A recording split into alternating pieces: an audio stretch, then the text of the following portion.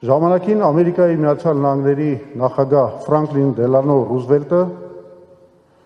անդրադառնալով Նիկարագուայի դիկտատոր Անաստասիո Սոմոսայի կերպարին ասեց մի ֆանտաստիկ ֆրազ։ Ասեց՝ միգուցե նա շանտղա է,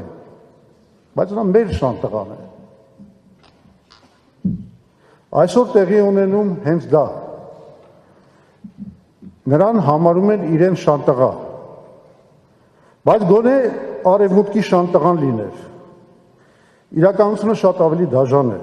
Նա դարձել է Ալիևի կամակատարը, որն էլ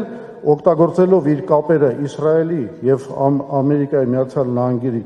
վարչակազմի հետ ամբողջությամբ իրեն ենթարկեցրել է Փաշինյանին, դարձնելով նրան ըստ էության Ադրբեջանի կուսակալը Հայաստանում։